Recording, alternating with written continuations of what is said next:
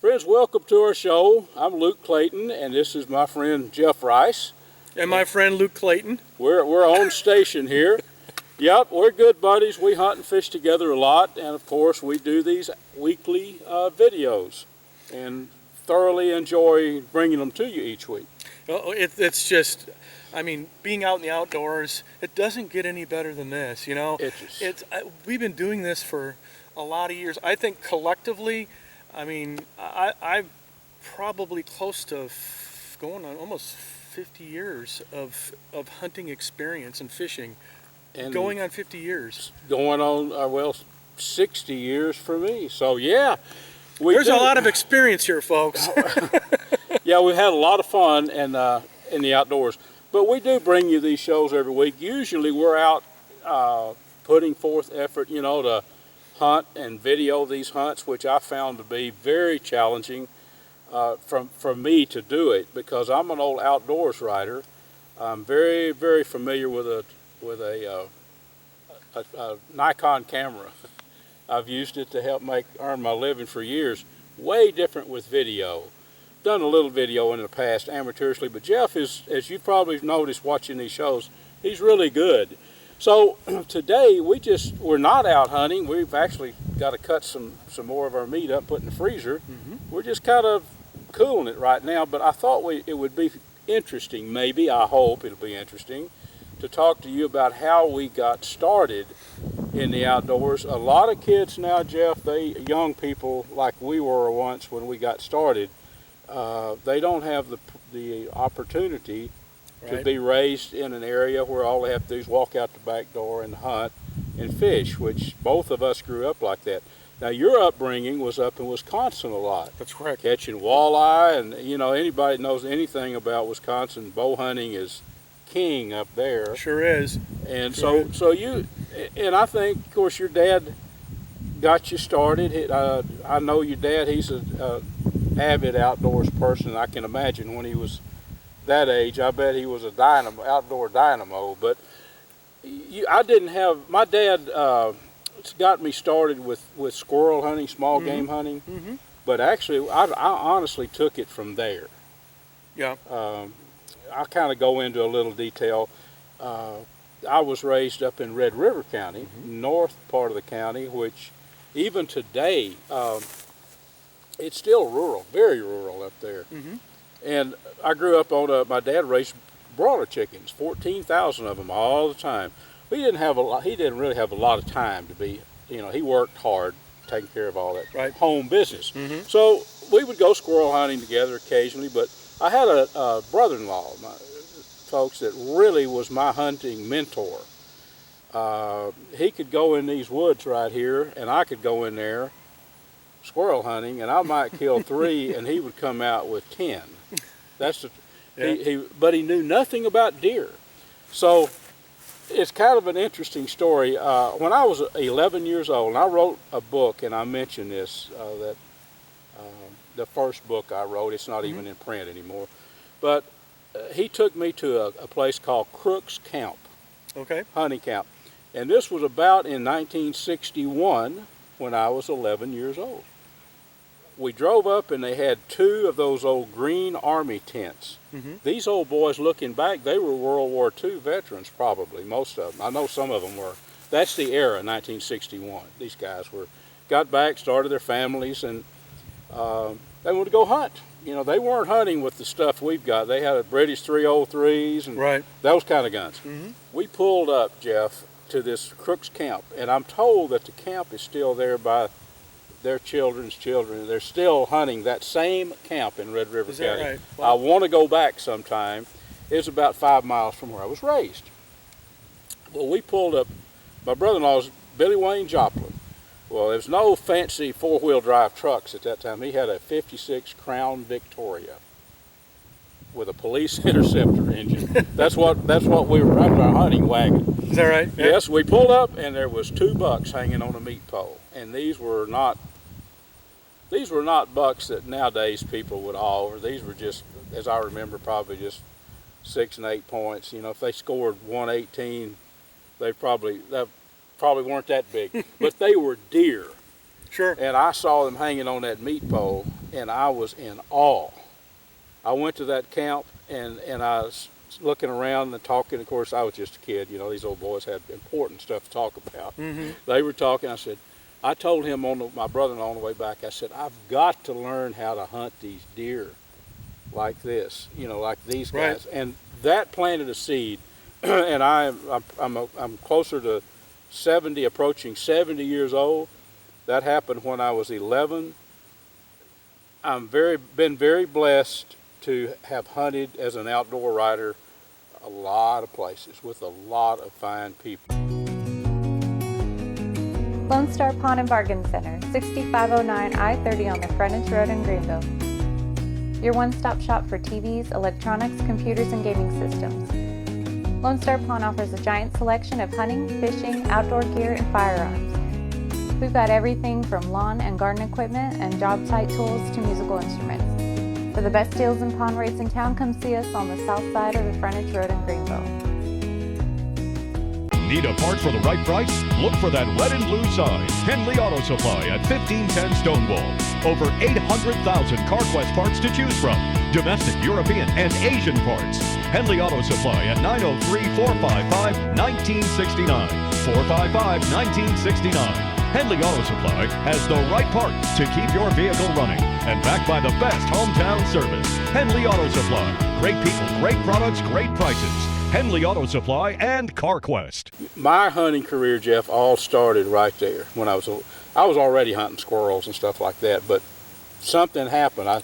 I said, this is going to be something I've got to learn about. And that's stuff you just don't forget. It's from the very beginnings, the roots that you know, when you first start hunting, because it's the same for me.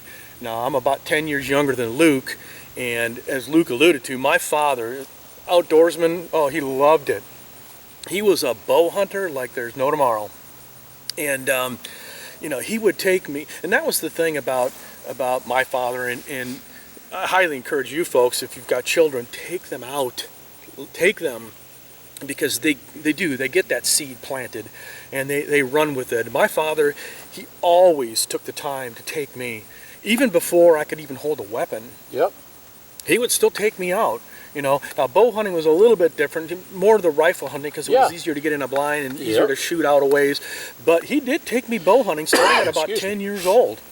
And at 12 years old, I was able to take my bow and hunt. I'll never forget my very first hunt with him.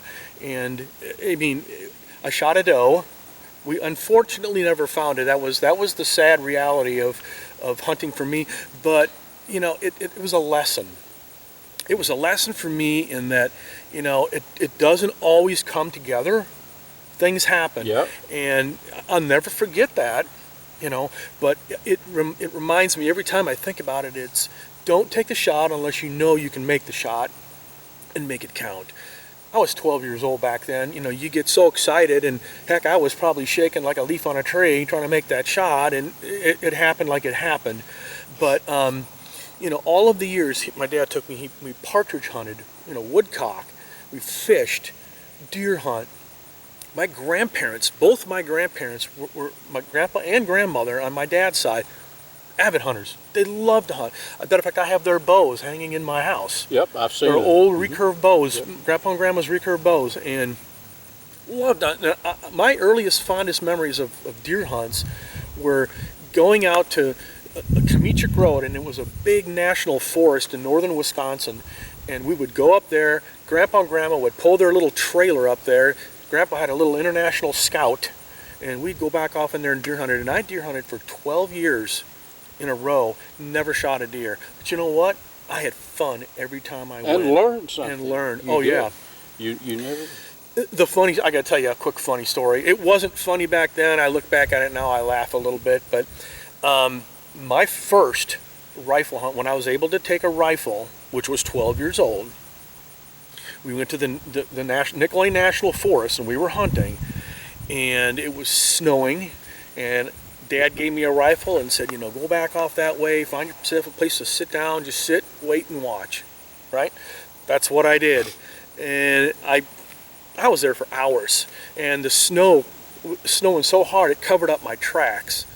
And when it came time to leave, I didn't go the right way. And to make a really long story short, I spent the night in the woods. I've heard this, yes. And it was about, I don't know, I would say about 24 degrees outside, roughly-ish. Cold enough. Thank God I had a heavy jacket on. I had a rifle, and I did the proverbial shoot 3 times in the air. Nothing. I had been walking to stay warm, and walked until, I don't even know what time it was. It was the middle of the night. I could see a river. And I walked up to the river, and snow, there was snow probably a foot deep by then. It was just snowing like crazy.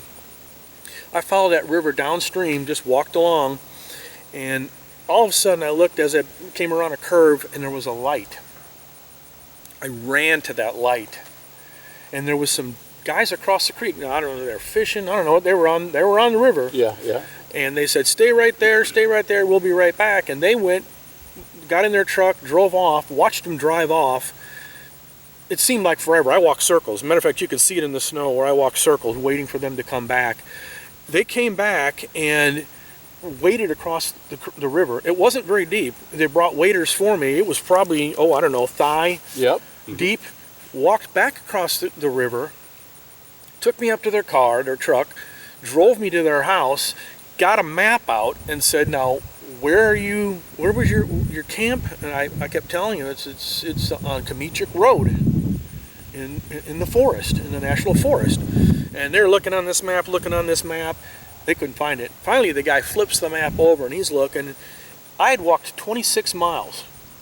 26 miles. I've heard that story, and you were lucky it turned out well, but it could have been different. Yeah, they actually dropped me off at camp, and it was just getting light. Wow. And of course, my grandpa was honking on the horn, and all the guys were coming out of the woods. Our whole hunting party. That last one to come out was my father.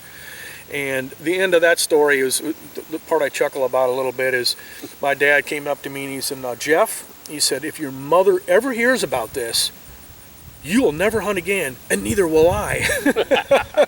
Well, I'm like, okay, Mom won't hear about this. Mom never heard about that story till, I don't know, gosh, I was probably 30 years old before she heard that story. Yeah. That'll stick with you for as long as you. Yes, it will. Around.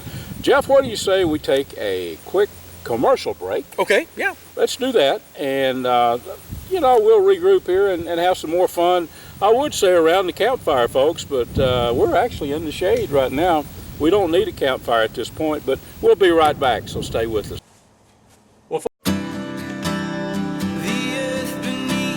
Your first set of wheels didn't come with hassles. It can be that way again at Tire Pros.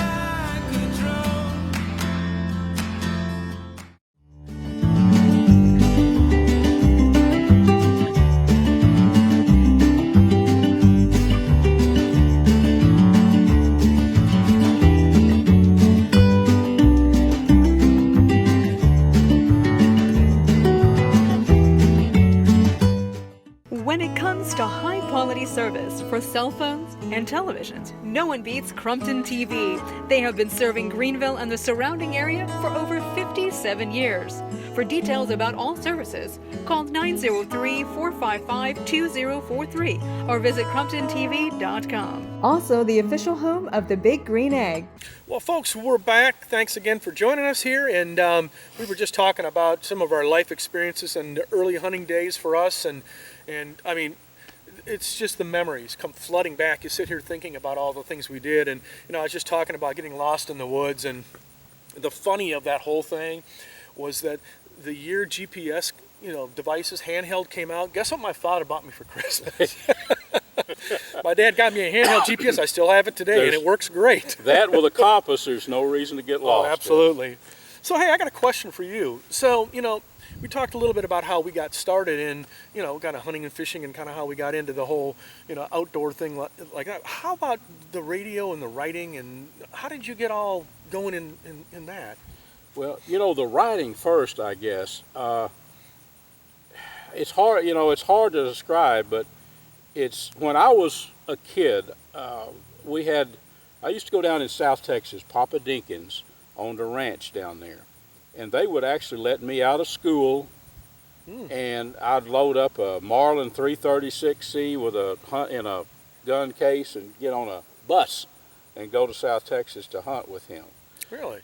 Yes, and I always bought 2 or 3 Big Chief tablets, the old writing tablet. They probably don't make them anymore. You had your number 2 pencil stuck right here? Yeah, I had a bunch of pencils. So I would hunt. Papa was up in upper 80s at that time, but he was wiry and very active. So he would take me out, and I was probably about 14 at this point, let me drive. He brought a brand new truck every year. And the deal was, if the pine tree would bend, you could run over it. He owned country in the woods.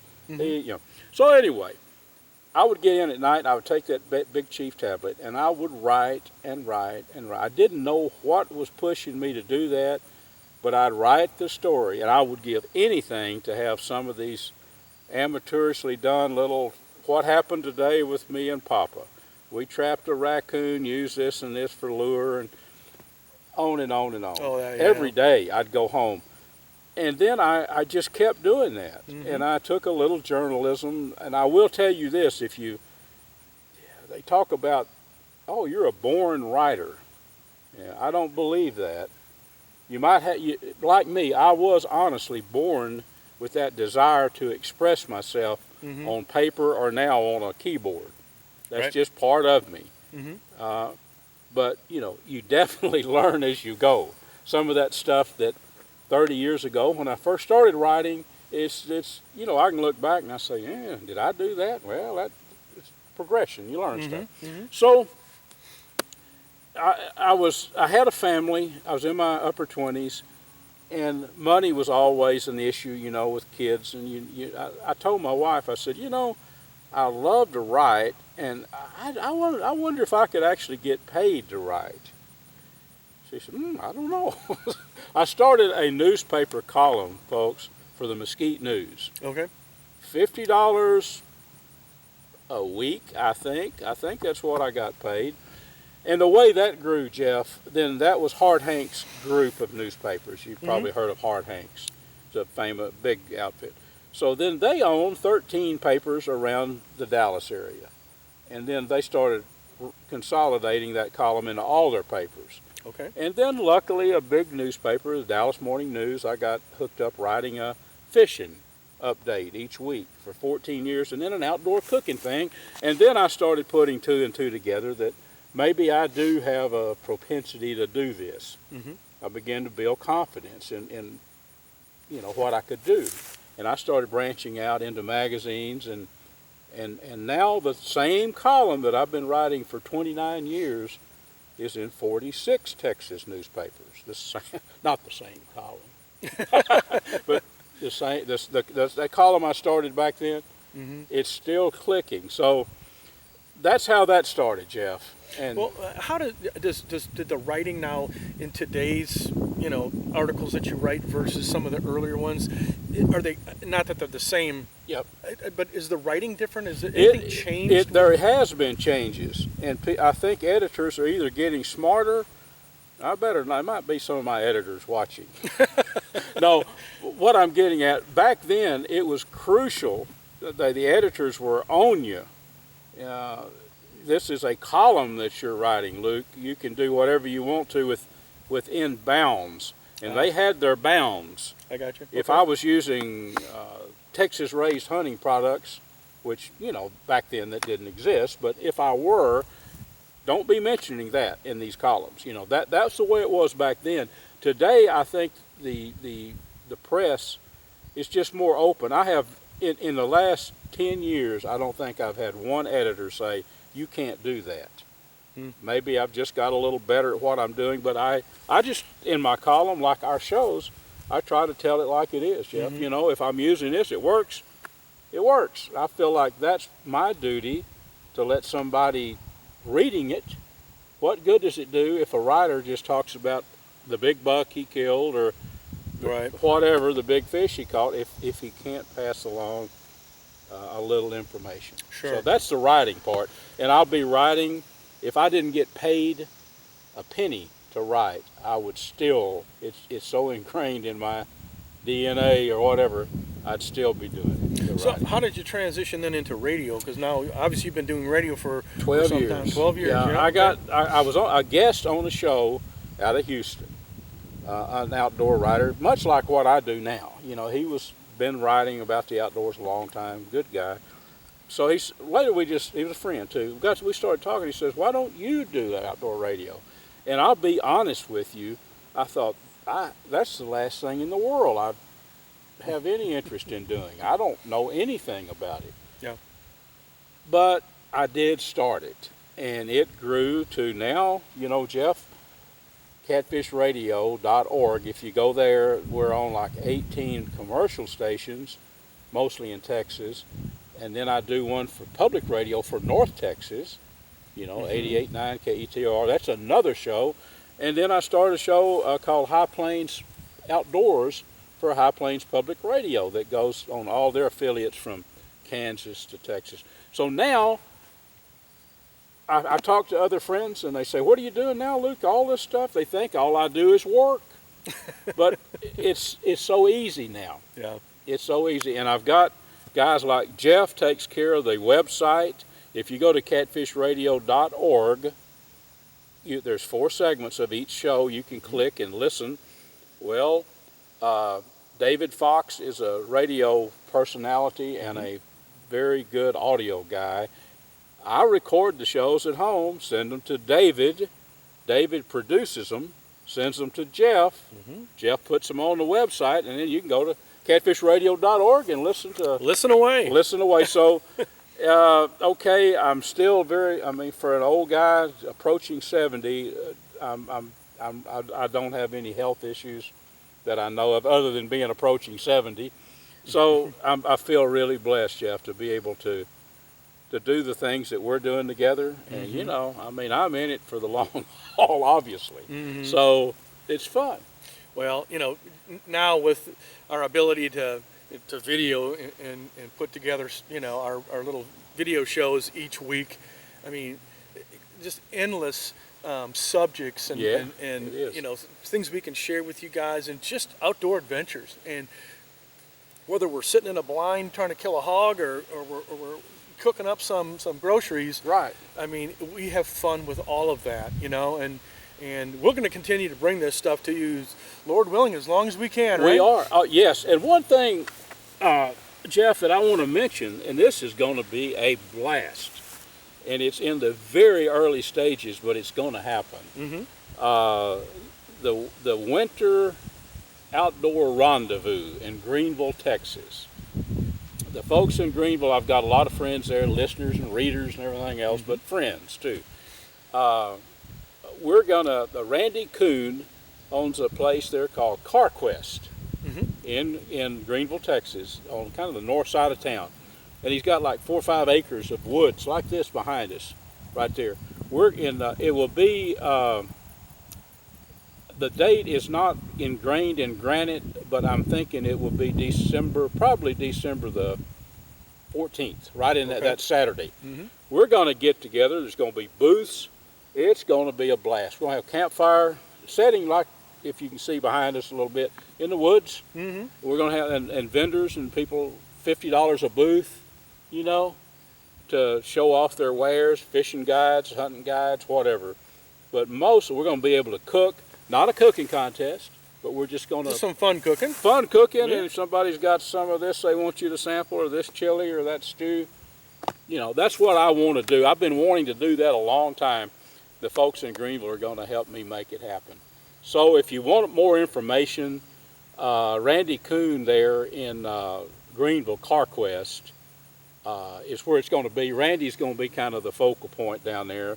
But we'll put it on catfishradio.org. Yeah, and I'll put something out there on the website, folks, so you'll be able to get more information. It will be a blast. Oh, yeah. And, people can, if you want to contact me or Jeff, but about this event, just go to catfishradio.org, contact Luke, and my email address is right there. Fire me an email, I promise you I'll get right back with you. But Randy Kuhn down there in Greenville, Texas, northeast Texas is where we're talking, east of Dallas, about an hour.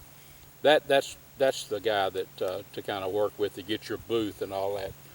Throw that in there. That's coming up before too much longer, Jeff. It's going to be fun, buddy.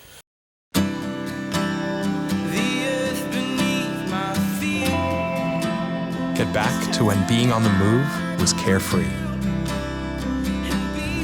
Tire Pros, hassle-free, guaranteed.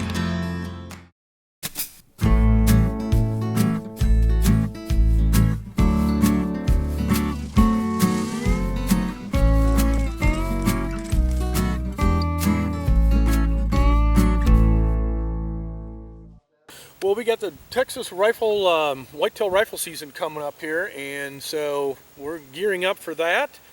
We've been doing some archery hunts with that gearhead archery bow you've got. That thing is a pretty slick deal. Love that bow. I don't know if you folks saw the show we did a few weeks ago, but Luke shot a nice hog with that. That was pretty cool. It was. I've never shot a hog that hog was dropped. He Sure dropped. did. Usually He you sure have to did. trail a little bit, but anyway, yeah. I love that gearhead archery bow. It's just a blatant plug, as they say, but you may not know about gearhead archery. The term kind of makes people think, they've carried this compound bow too far. No, not really. It's just a neat bow. It is. It's Well, not. I saw how it works. I saw what it did, and I was amazed. It works. I It's was a amazed. good bow. Well, man, this has been a fun show, and as we told all of our friends when we kicked it off, we're not hunting something or shooting something. We just wanted to visit with all of y'all on this show. Absolutely, it's just a gorgeous day just to sit outside and take in the beauty. If you look at the trees, the leaves they're starting to fall. Actually, you can see some falling leaves, and Yep. And before you know it, winter will be here, and we'll be doing the extravaganza, and I'm looking forward to that. That's going to be a whole lot of fun. Going to be fun, Jeff. Well, we've got that hog. We've got to cut it up and get it in the freezer. So Yes, we do. We've got a little bit of work to do. I guess we better jump on that. Well, let's wrap it up. So, folks, thank you again. We appreciate you joining us here every week. We love putting these shows together for you. We thank you so much for liking and sharing us, and we look forward to bringing you another great adventure every week. So, until next week, we'll have something fun for you. I can promise you, huh? We'll have fun doing it anyway. Yes, we will. All right, folks. Until next week, be safe in the outdoors.